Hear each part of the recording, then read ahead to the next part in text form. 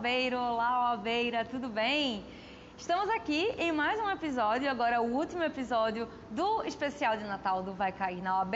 E como eu falei pra vocês que ela ia voltar, e olha só, ela voltou! Emília Queiroz, estamos aqui novamente para encerrar e fechar com chave de ouro esse especial de Natal desses últimos 3 dias que a gente mandou aqui para vocês e preparou esse material para vocês se prepararem cada vez mais para o exame de ordem, que já vai ser esse domingo, para quem vai fazer a segunda fase do 37, não é mesmo, professora? E você também que vai fazer os próximos exames, também ficar ligado nesses assuntos que tem uma temática natalina, que a gente já está aqui nesse clima de Natal, aqui no Vai Cair na OAB. Professora Emília, mais uma vez seja bem-vinda e vamos começar, não é mesmo? Vamos sim, muito bom estar aqui de novo com você, Raquel, e muito bom estar com o pessoal, com os nossos OABeiros, nossos seguidores, ainda mais nesse clima, né, que a gente passou o ano todo lutando.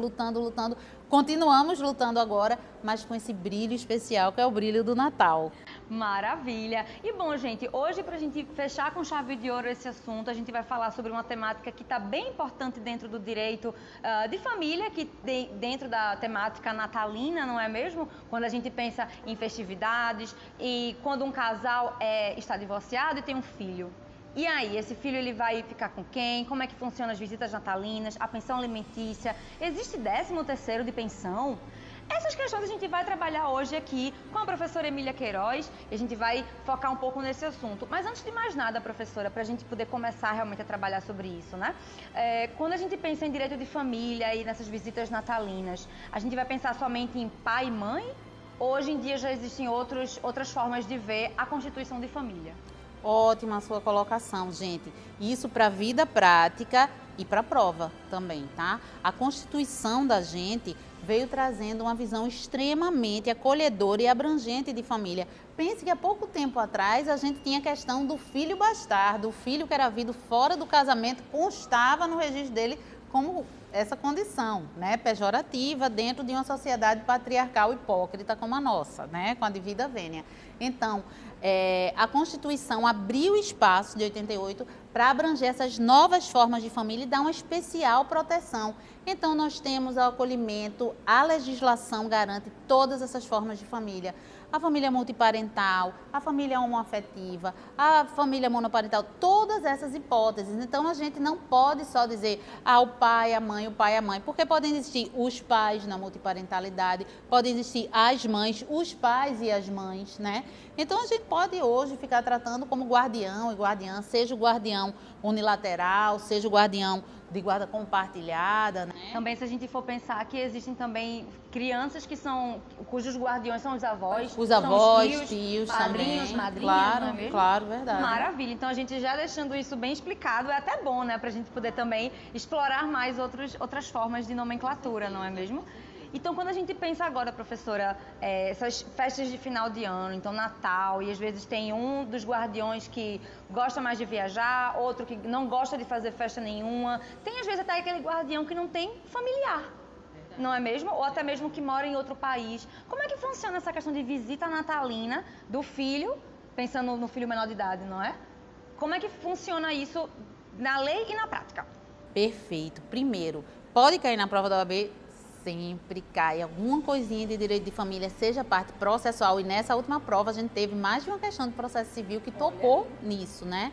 Então, pode cair um assunto sobre o que a gente está tratando aqui hoje, pode cair muito a questão da autocomposição, que não seria nem necessariamente o 334. Se liguem, 334 é o rito comum, tá? Pode cair do rito especial das ações de família, que é a marca registrada, é a tentativa exaustiva, exauriente, na verdade, de autocomposição. Essa autocomposição, matéria de prova, vai ser uma conciliação, professora? Não, né? A autocomposição mais indicada para quando exista uma relação anterior, que muitas vezes tem algum tipo de ressentimento e vai continuar existindo relações futuras, como a relação familiar, a relação de parentesco, a relação de filiação existe, o certo é tentar uma mediação. A diferença de mediação e conciliação é justamente essa. O mediador vai investir em curar a relação, porque senão vai acontecer o quê? Uma fábrica de boletim de ocorrência, uma fábrica de liminares. Então, se não curar uma relação desse tipo, e também não é só para questão de família, dica de prova, tá? questão societária, sócios brigam entre si em grandes empresas, como gato e cachorro, como irmão, como sogra e genro, né? E também relações de vizinhança. Então, para esse caso, se liguem na questão da mediação, caiu nessa prova, que é para questões familiares. Então, pode cair na sua prova isso, pode cair na sua prova a questão de regulamentação de visita, pode cair partilha, né? Divórcio, que caiu nessa última primeira fase, também é figurinha carimbada. Para a gente trazer essa questão de como pode cair na sua prova, de como você vai lidar com isso na vida real, até por uma questão de utilidade pública, a gente tem que formar o raciocínio geral, principiológico, de como você vai interpretar questões de família. Primeira coisa, vocês sabem que na hierarquia, na pirâmide de Kelsen, a Constituição está aqui em cima, e na hierarquia a Constituição é soberana no Brasil. A Constituição, como eu disse a vocês, trouxe uma visão abrangente e acolhedora de família, e a Constituição tem também um princípio essencial para você tratar de qualquer tipo de questão como essa. É o princípio do melhor interesse da criança e do adolescente, o melhor interesse do menor, como alguns gostam de falar. Ou seja, não é tão rígida a legislação em relação a essa matéria de família, tá? Na realidade, é uma legislação mais geral, mais principiológica, porque não existe uma fórmula pronta para todos os tipos de família. A partir do momento que eu estou abrangendo mais tipos de família, eu não posso dar uma fórmula, né? Eu tenho que customizar. Então, você, OABeiro, que está se preparando para a prova, vai estudar mais por onde? Professora, eu vou decorar o Código Civil todinho. Massa! Quanto mais decorar? Eu digo aos meus alunos, não venham dizer que vão decorar o vade-mecum como se fosse uma grande coisa, não. Isso é o mínimo que eu espero de vocês, o vade-mecum na ponta da língua, né? Mas você, se vai estudar essa matéria, você tem que ter muito cuidado e muita atenção na questão jurisprudencial, tá? Dá uma olhadinha principalmente em STJ. Por quê? A partir do momento que a solução para um caso de família tem que ser dada de forma customizada, com base no maior interesse da criança e do adolescente, é a formação jurisprudencial e doutrinária também que vai enriquecer. Então, nesse assunto, tem assunto que eu digo, prioriza a lei. Aqui você, além de dominar a lei, você vai ter que conhecer jurisprudência, principalmente STJ, tá? Essas súmulas, a questão... Não é? Tudo, casos repetitivos. E uma coisa muito importante também da gente ver é o seguinte: muda alguma coisa dessa regulação em relação ao Natal? Por que se tratar uma pauta de Natal para esse tipo de assunto? Gente, vocês podem ver, quem já advoga, meus ex-alunos que estão aqui, quem já estagiou em vara de família, quem é família sabe, né? Porque qualquer um de nós está apto de ter uma causa, de ser até parte ou testemunha numa das ações de família. O próprio perfil do juiz de família é outro. É um juiz que é mais atento às realidades. É o juiz que vai tentar não revitimizar uma criança que tenha que passar, por exemplo, por uma produção probatória de perícia psicossocial, porque revitimiza, né? Muitas vezes existe alienação parental, existe alguma forma de violência até que seja selada. Então, primeira coisa que você deve ter em mente é o bom senso que vai reger. A gente tem algumas possibilidades de estágio daquela relação. Então, eu não posso chegar, vai ser dessa forma, vai ser daquela. Não. Primeira coisa, a lei não diz, por exemplo, a pensão alimentícia vai ter que incidir sobre, vai ter que ter 13º salário de pensão alimentícia. Não, não é uma verba salarial, tá? É alimentar, assim como o salário, mas não é regida pela legislação trabalhista, é a legislação civil, tá bom? Então, qual é o critério, por exemplo, eu vou ter pensão alimentícia com 13º ou não?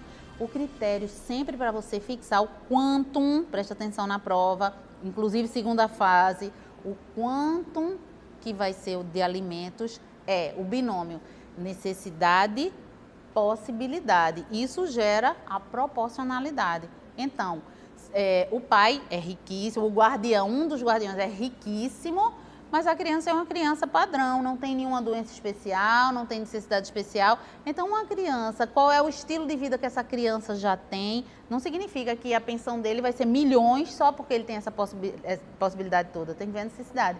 O contrário, uma criança, como eu já tive clientes com doenças raras, né? Aí o pai às vezes nem tem a condição toda, mas o percentual vai aumentar. Hoje eu tenho clientes que pagam 7,5% de pensão alimentícia ao filho e eu tenho um cliente que paga 50%. Olha só. Pela situação casuística, então sempre tem que ser o bom senso, tá? Existem 3 estágios.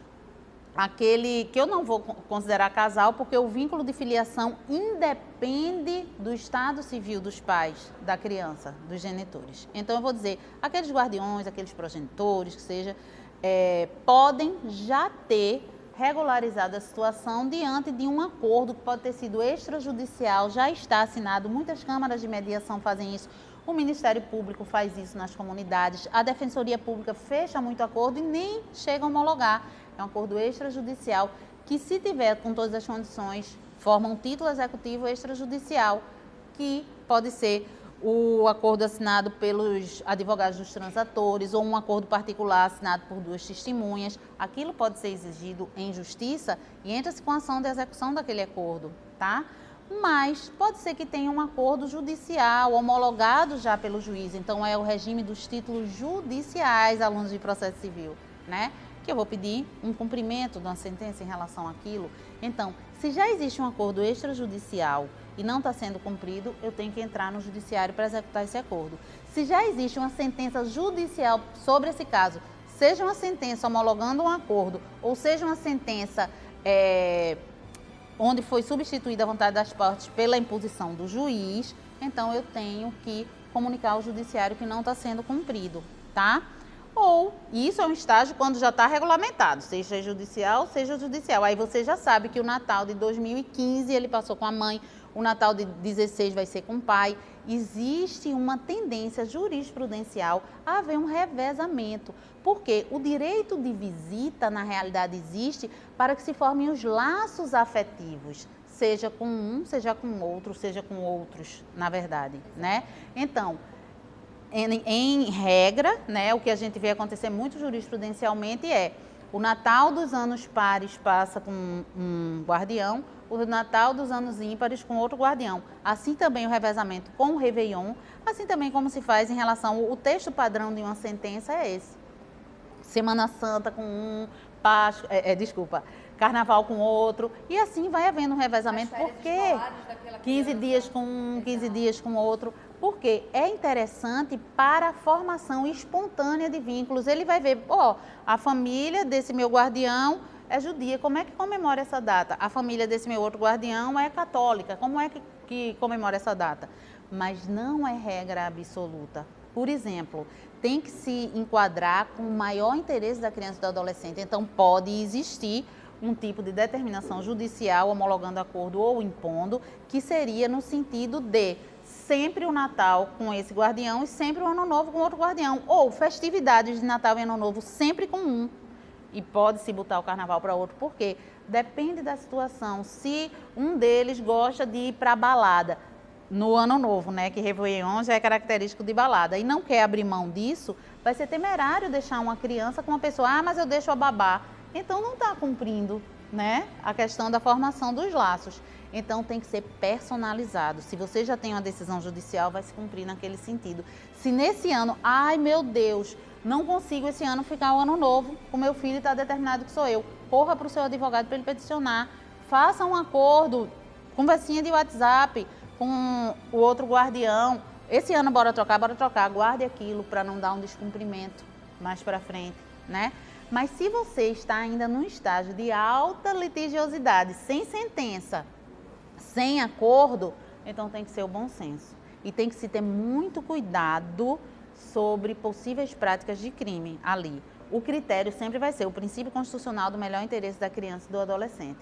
Tudo aí é variável, tá? Sobre visita. E sobre essa questão da pensão alimentícia, necessariamente não incide sobre o 13º, porque o alimentante pode nem ter vínculo empregatício, ele próprio pode nem ter o 13º. Geralmente repercute sim, tá?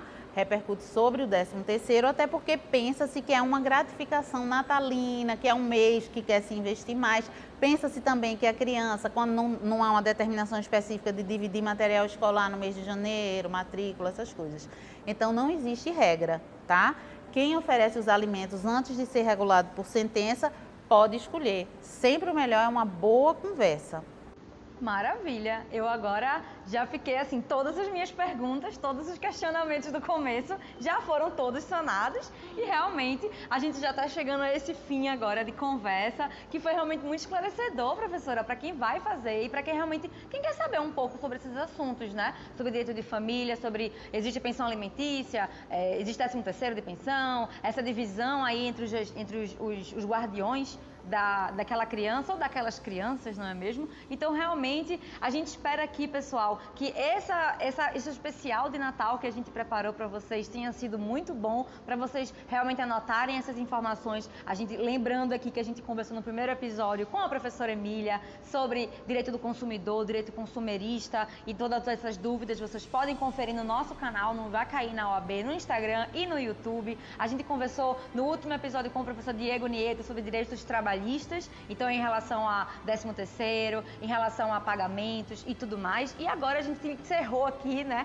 maravilhosamente, novamente com a professora Emília, falando sobre direito de família. E todos esses assuntos a gente tenta relacionar para realmente, né, trazer isso para o dia a dia do advogado, trazer isso para o dia a dia do futuro advogado, da futura advogada e também para você, consumidor civil, que também precisa saber dessas coisas. Você pai, você filho, você tio, você neto, você avô. Você comprador, você vendedor, seja o que for realmente. Então a gente espera que esse seja um final de ano e uma segunda fase para quem vai fazer o 37 muito tranquila, muito natalina e muito temática. E a gente espera aí um ano novo também, cheio de novidade para a gente em 2023. Muito obrigada, professora. Você também pode dar uma última mensagem aqui. Claro, assim, calhou de ser esse tema agora no final, Natal, inevitavelmente a gente tem aquele sentimento de família, família não necessariamente consanguínea, família de amizade, a família que a gente escolhe com toda a liberdade. Essa questão é um assunto maravilhoso porque a lei obriga a gente a ser inclusivo, né? Então, vamos fazer isso espontaneamente também, aproveitar esse clima de Natal e trazer isso para a realidade prática. É assim que eu desejo um Feliz Natal para todas as famílias e sucesso. Maravilha! Muito obrigada, professora, mais uma vez. E a gente se encontra numa próxima, pessoal. Boas provas e até lá!